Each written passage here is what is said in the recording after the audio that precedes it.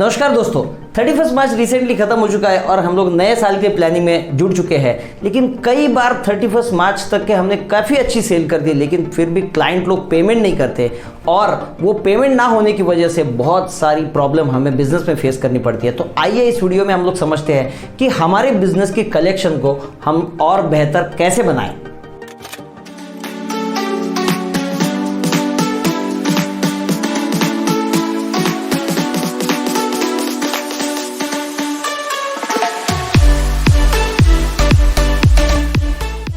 दोस्तों, वैसे तो ये कलेक्शन की जो प्रॉब्लम है ऑल अक्रॉस ग्लोब है, लेकिन स्पेशली इंडिया में तो ये बहुत ज़्यादा है, क्योंकि इंडिया में जो कल्चर है, जो बिजनेस का जो ओवरऑल कल्चर है वो क्रेडिट का है। ज़्यादातर बिजनेस जो है अगर आप क्रेडिट में नहीं करोगे तो आप वो बिजनेस कर ही नहीं सकते, एक्सेप्ट कुछ जो बिजनेसेस है जहाँ पर लोग कैश काउंटर पे ही बिजनेस करते हैं, लेकिन ज़्यादातर बिजनेसेस वो क्रेडिट पे होते हैं। तो आइए समझते हैं कि कैसे बिजनेस के कलेक्शन को बेहतर बनाएं। सबसे पहले आपको अपने बिजनेस को पहले समझना होगा। इस दुनिया में सारे बिजनेसेस दो टाइप के होते हैं, एक तो प्रोडक्ट बेचते हैं या तो सर्विसेज बेचते हैं। और प्रोडक्ट बेचने में भी दो टाइप के लोग होते हैं कि जिसमें वो बहुत सारे रिटेल कस्टमर्स के साथ डील करते हैं, या तो आप बड़े बड़े कस्टमर्स के साथ डील करते होंगे। जैसे एग्जांपल मैं दूंगा कि अगर आपकी स्टेशनरी सप्लाई की बिजनेसेस है तो स्टेशनरी सप्लाईज में मैक्सिमम बिलिंग 5,000 की होती है या 7,000 की होती है। या तो बड़े कॉन्ट्रैक्ट लेने वाले लोग हो सकते हैं कि जो लोग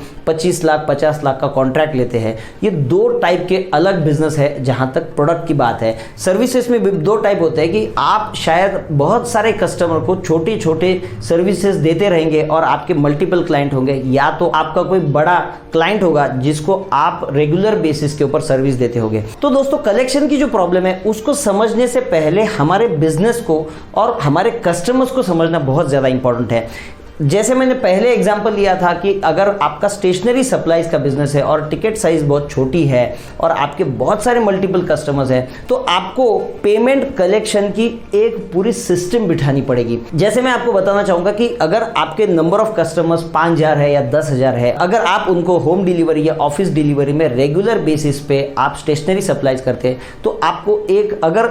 उसमें अगर आप उनको क्रेडिट देते हैं तो आपको मिनिमम टिकट साइज अपने आपके डिफाइन करनी पड़ेगी, तभी जाकर के आप उनको क्रेडिट दीजिए। कोई बंदा 500 की स्टेशनरी ले रहा है और उसको भी आप क्रेडिट दे रहे होंगे तो आप क्रेडिट के चक्कर में पड़ सकते हैं, क्योंकि आप मार्जिन कितना भी रखेंगे तो भी आपको कलेक्शन करने को पुसाएगा नहीं। लेकिन अगर आपके पास में पेमेंट के मल्टीपल ऑप्शंस रहेंगे ऑनलाइन पेमेंट के, और आज की डेट में तो पेमेंट के बहुत सारे ऑप्शंस सभी को पता है और आपको भी पता होंगे, तो जैसे आपका टिकट साइज अगर छोटा है तो उसमें कलेक्शन ऑन डिलीवरी लीजिए, या तो स्टैंडिंग इंस्ट्रक्शन में हो सकता है। जैसे उसके बैंक में या क्रेडिट कार्ड के ऊपर एक स्टैंडिंग इंस्ट्रक्शन लगा सकते हैं, जिससे जैसे ही उसका बिल ड्यू हो जाए तो उसके क्रेडिट कार्ड के ऊपर या उसके बैंक अकाउंट में ऑटोमेटिकली डेबिट हो जाएगा और वो पेमेंट अपने तक पहुंच जाएगी। तो एक बात ज़रूर समझ लीजिए कि अगर आपके नंबर ऑफ कस्टमर्स बहुत ज़्यादा है और आपकी टिकट साइज छोटी है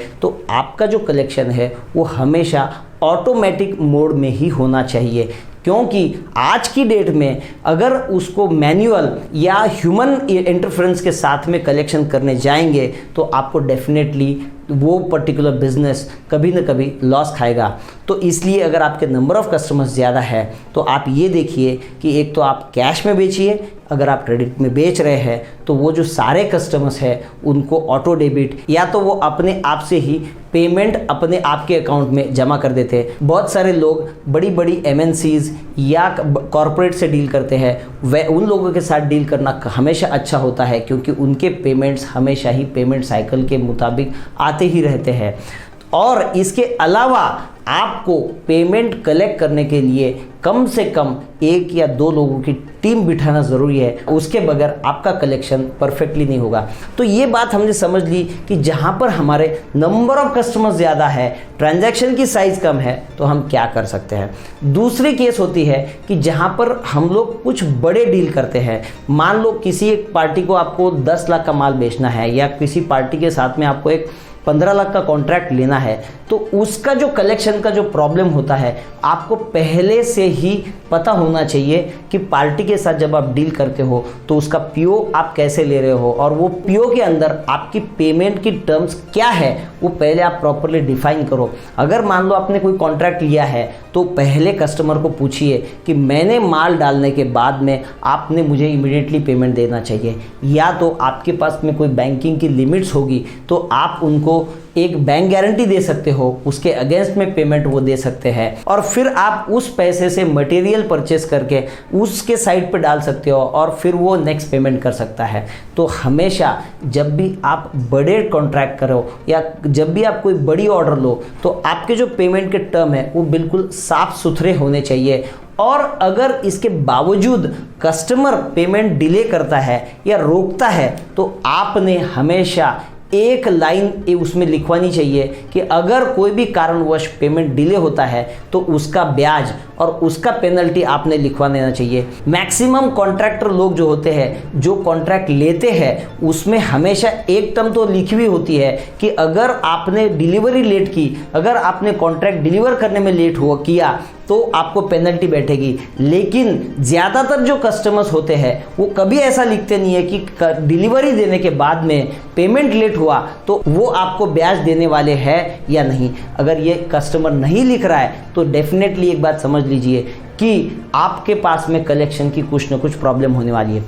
दूसरी इंपॉर्टेंट बात जो बड़े कॉन्ट्रैक्ट्स होते हैं उसमें ये होती है कि काम देने वाले लोग और होते हैं, काम करवाने वाले लोग कुछ और होते हैं और पेमेंट देने वाली टीम अलग होती है। तो इन सारी टीम्स के साथ में कॉन्ट्रैक्ट लेने से पहले और उसे एग्जीक्यूट करने से पहले आपने पहले मिलना चाहिए, उनकी सारी प्रोसेस को समझ लेना चाहिए और उसके बाद ही आपने काम को हाथ में लेना चाहिए। हमेशा ही जब भी आप कोई एक नया टेंडर या नया कस्टमर के साथ में आप डील कर रहे हो तो आप समझ लीजिए कि आपको पेमेंट थोड़ी लेट आने वाली है और वो पर्टिकुलर कॉन्ट्रैक्ट है आपको, और वो पर्टिकुलर कॉन्ट्रैक्ट के लिए शायद आपको ज़्यादा पैसे लगने वाले हैं। तो इस तरह से मैंने दो बातें आपको समझा दी है कि अगर आपके नंबर ऑफ कस्टमर्स ज़्यादा है तो आपने क्या करना चाहिए, अगर आप बड़े कॉन्ट्रैक्ट्स या बड़े ऑर्डर के साथ में डील कर रहे हैं तो आपने क्या करना चाहिए। इसके अलावा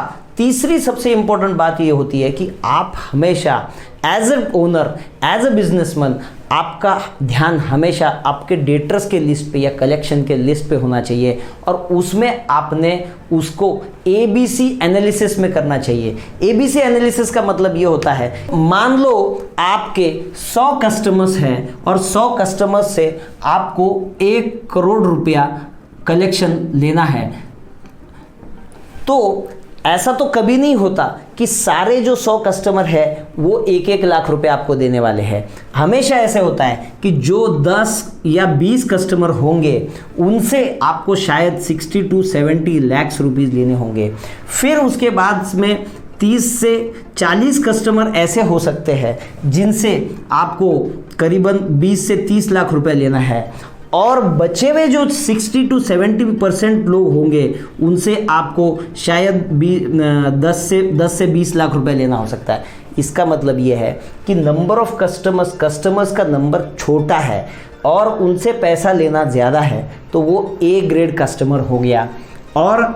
वैसे ही कस्टमर्स का नंबर मीडियम है और उनसे पैसा भी मीडियम स्केल का लेना है तो ये B ग्रेड कस्टमर हो गया। और C ग्रेड कस्टमर वो हो गया जिनका नंबर तो ज़्यादा है लेकिन उनसे पैसा बहुत छोटा छोटा लेना है। ये हमेशा ही ABC एनालिसिस आपको बहुत ज़्यादा फायदेमंद होगा, क्योंकि जब भी आपको बिजनेस भी बढ़ाना है तो ये A ग्रेड कस्टमर ही आपके बिजनेस बढ़ाने वाले हैं।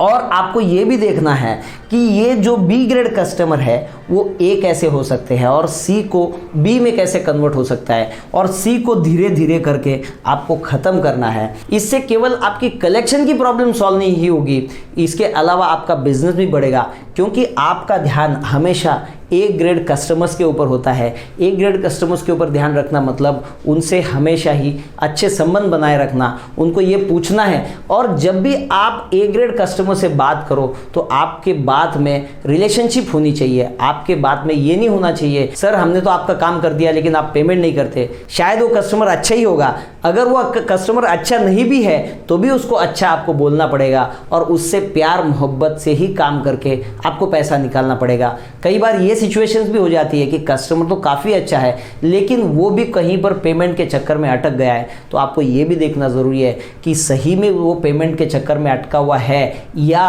वो विलफुल डिफ़ॉल्टर है। विलफुल डिफ़ॉल्टर का मतलब ये है कि जानबूझकर पैसा नहीं देना, तो आपको ये भी देखना ज़रूरी है। और लास्ट में एक बात मैं आपको ज़रूर कहूँगा कि अगर मान लो आपके कुछ ड्यूज़ कुछ कस्टमर्स के पास कहीं पर आपका बहुत पुराना पैसा फंसा हुआ है तो बिल्कुल झगड़ा मत कीजिए। कई बार मैंने अक्सर ये देखा है कि लोग यहाँ तक कि मारामारी पर उतर आते हैं और उसके बाद रिलेशनशिप खराब हो जाती है, और अगर उसके बाद आपको लीगली पैसा वसूल करना होगा तो बहुत मुश्किल हो जाता है, क्योंकि इंडिया में अगर आपको सिविल सूट करके अगर पैसा वसूलना है तो minimum time period is 7 to 10 years. तो इसके लिए बिल्कुल झगड़ा मत कीजिए। शायद उस पर्टिकुलर बंदे की सिचुएशन आज खराब होगी लेकिन साल भर में 2 साल में उसकी सिचुएशन कहीं ना कहीं अच्छी हो सकती है। उसका बिजनेस का स्केल शायद छोटा हो चुका होगा, तो उसको ये बोलिए कि चलो हम लोग बिजनेस तो करते हैं साथ में, पिछला पैसा 20% हम लोग एडजस्ट कर लिए और नया पैसा,